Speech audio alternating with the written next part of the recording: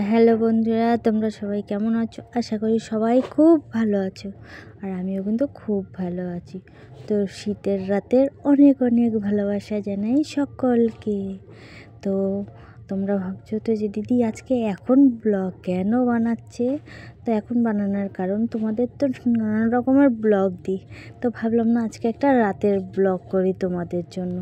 তো রাতের ব্লগ বলতে এখন এই দেখো রান্নাবান্না করছি, তারই একটা ব্লগ তোমাদের জন্য। তো এখন এই যে রাতের খাবার রেডি করছি এখানে, তো ভাবলাম না একটা ছোট্ট ব্লগ তোমাদের সঙ্গে শেয়ার করি, তো ওই জন্য আবার ব্লগটা শুরু করলাম। তো চলো ব্লগটা সবাই দেখতে থাকো, আশা করি খুব ভালো লাগবে। তো এখানে দেখো আমি কিন্তু রাতের খাবারটা রেডি করছি। তো রাতে হবে গরম গরম পাতলা আলুর তরকারি আর হচ্ছে গরম গরম রুটি। তো তোমরা কে কে খেতে ভালোবাসো অবশ্যই কিন্তু জানিও কেমন। তো রান্নাটা বসাতে অনেকটা দেরি হয়ে গেছে, এখন বাজে কিন্তু প্রায় 9:30। তো 9:30টার সময় কিন্তু আমি রুটি তরকারি করতে এলাম বাইরে, যেহেতু গ্যাসটা শেষ হয়ে গেছে তাহলে কি করা যাবে বলো, কিন্তু খাবার তো বানাতেই হবে। তো ওই জন্য আবার বাইরে কাঠে চলে এলাম হচ্ছে রাতের খাবারটা করতে। তো তোমার দাদাভাইও কিন্তু এখানে বসেই ছিল আমার এখানে। তো আমি খাবার করছিলাম, বসেছিল। তো আর তাড়াতাড়ি খাবারটা করে নিই, অনেকগুলো ফুল গাঁথার ছিল যেগুলো গাঁথতে গিয়ে অনেকটা দেরি হয়ে গেছে। তো সেইগুলো আর তোমাদের সঙ্গে শেয়ার করলাম না। তো এখানে দেখতে পেলে আমার আলুর তরকারিটা কিন্তু হয়ে গেছে, একদম কালো জিরে ফোড়ন দিয়ে পাতলা আলুর তরকারি আর হচ্ছে গরম গরম রুটি। তো তোমার দাদাভাই এই যে আমি রুটিগুলো বেলে বেলে দিচ্ছিলাম, আর তোমার দাদাভাই কিন্তু রুটিগুলো টপ টপ করে ভেজে নিচ্ছিল। তো তোমরা সবাই চলে আসো গরম গরম রুটি আর আলুর তরকারি খেতে আমার বাড়িতে, কেমন? চলে এসো কিন্তু। আর হচ্ছে সবাই কমেন্ট করে জানিও যে তোমাদের এই ব্লগটা কেমন লাগলো, ঠিক আছে?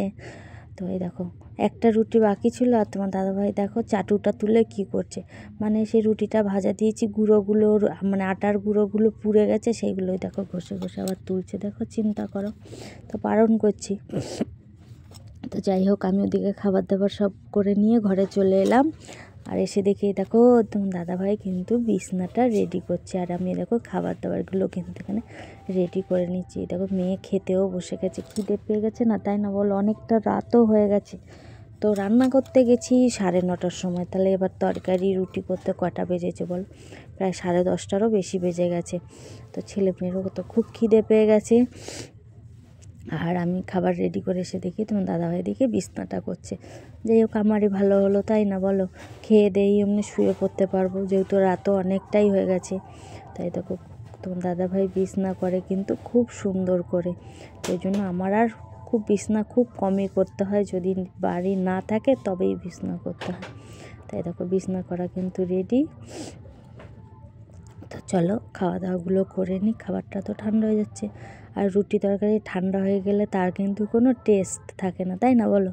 তো রুটি তরকারি একটু গরম গরমই খেতে হয়।